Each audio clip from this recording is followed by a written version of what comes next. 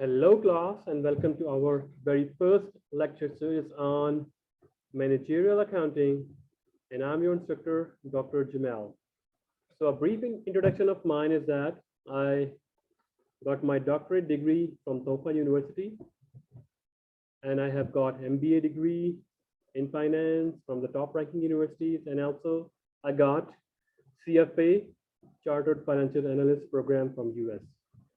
Okay, so I have been associated with CIP since 2014, so I got a quite handful experience taking CIP, and of course, many of you, you already know me through different courses as well. So I welcome you all for this exciting series of managerial accounting.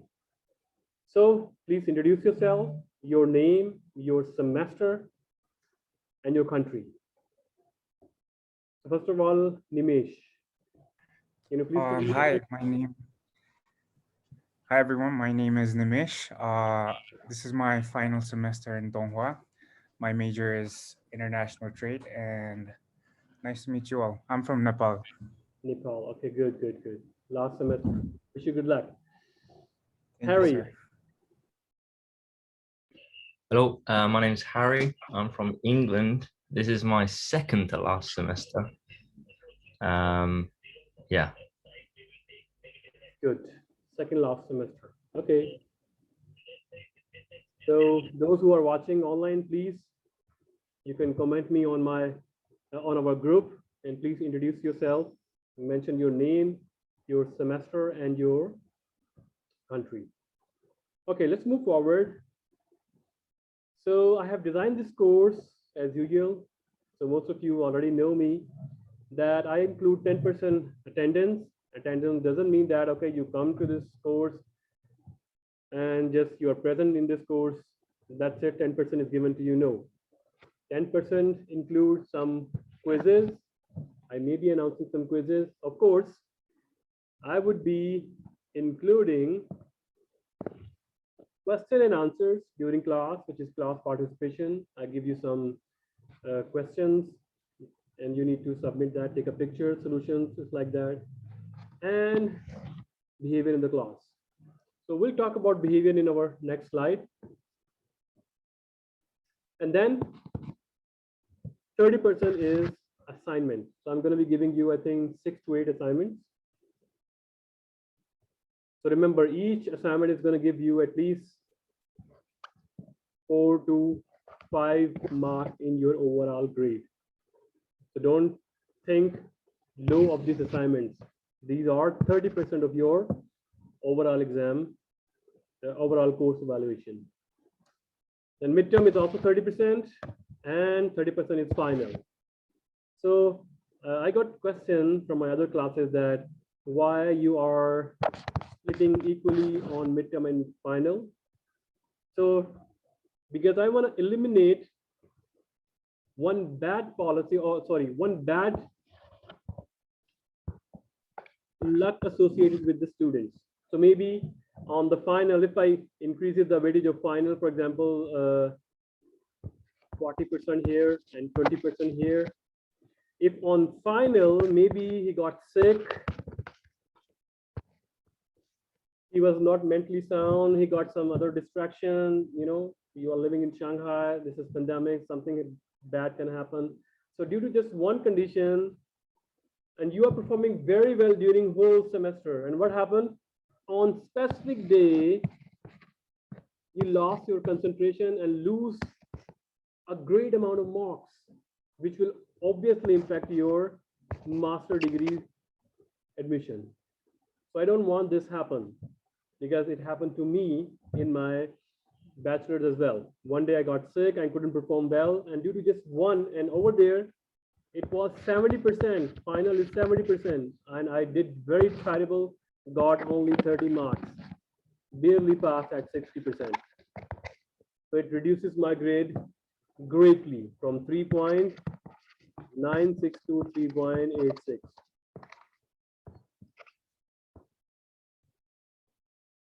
So, well, that's my personal experience. So I have decided, if I would be the professor, I won't let this happen to my students. this critical incident, if something happened, maybe you got some bike accident or you have a fight with your fellow students, whatsoever, anything can happen. So that's why I distributed evenly so that throughout the semester, your performance is graded. So you see, 40% is in your hand. Attend the classes, do the quizzes, good behavior, question answer sessions, assignment 30%, 40% is in your hand. All you need 20%. And if something bad happens, you are omitting the midterm, you still can pass by appearing in final. Or even a final exam, you have some bad experience or whatsoever, you still are safe, right? So that doesn't mean that this is very easy course to pass, right? It means that I do care for those students who are putting their 100% throughout the semester, right? That doesn't mean that if you do not come to the class, so you still have 90% to catch up. No, because the institution policy says that if you cannot maintain 70% attendance, you are not allowed to sit in the final. So surely you will be losing this 10 marks and this 30 marks, 40% mark you will lose.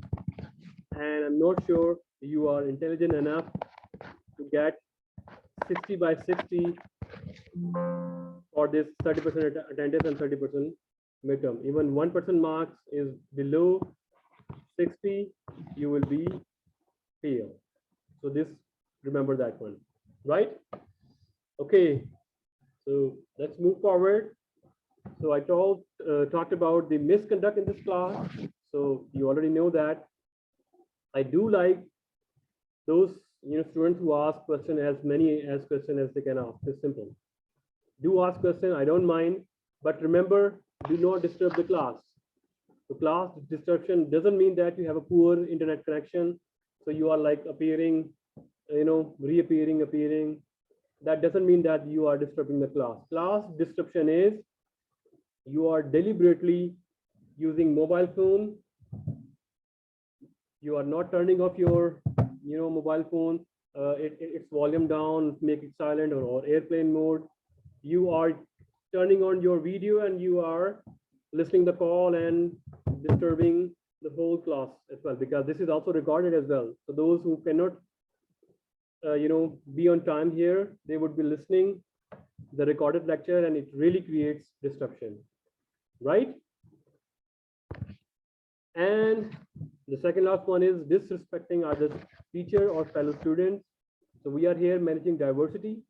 We are here with from different countries like London, like Nepal, like from Korea as well, right? So please do respect all students. And remember, English is not the language to judge your intelligence. It is just a way to communicate in this subject, okay?